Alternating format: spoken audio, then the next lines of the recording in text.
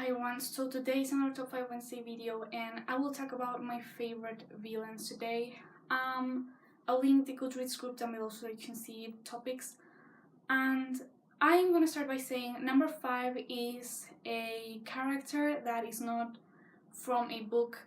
It is from one of my favorite movies of all time, and it's Tony Montana from Scarface. He's the main character, but he's also the villain, really.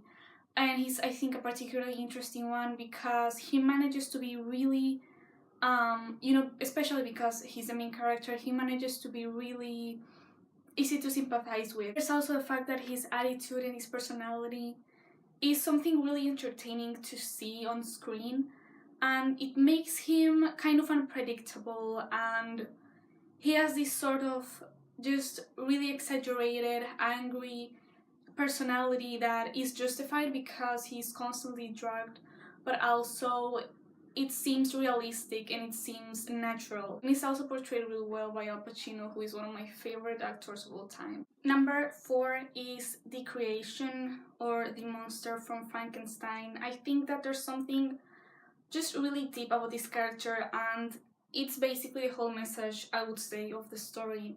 He is not inherently so evil and destructive, but he's immediately rejected by everyone, even his own father, as soon as he's created. So, this fear that people have of him makes him even more of a monster. Because since people expect him to be horrible, then it's almost like that makes him out to be that horrible. And in many ways, it just makes for an interesting relationship because he's both the victim of Frankenstein, and also Frankenstein becomes the victim of him in different ways.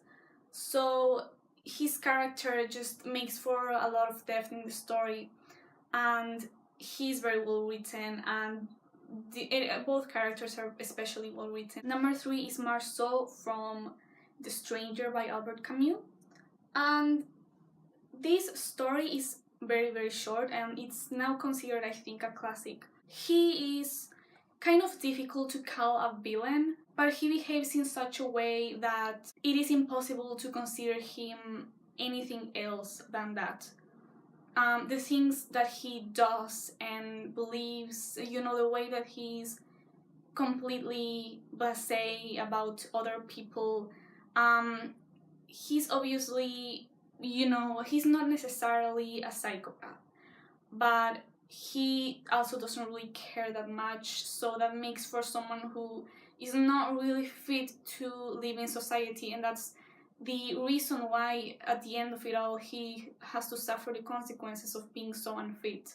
Number 2 is from a pretty unknown novel or novella, which is Nothing by Janne Teller. I made a review on this, and I mentioned that basically the main characters do things that are very unethical and really wrong and just incredibly violent amongst each other, and I think that makes them the main villains of their own story as well.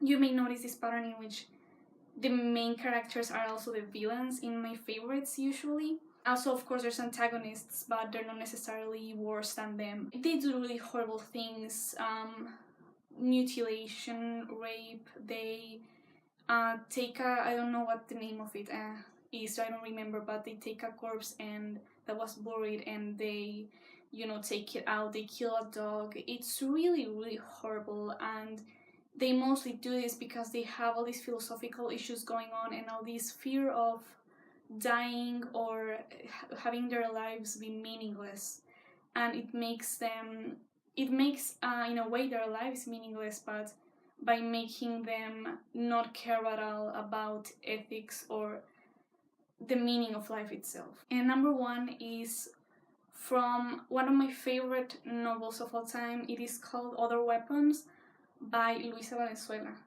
and the villain in this story is called Roque.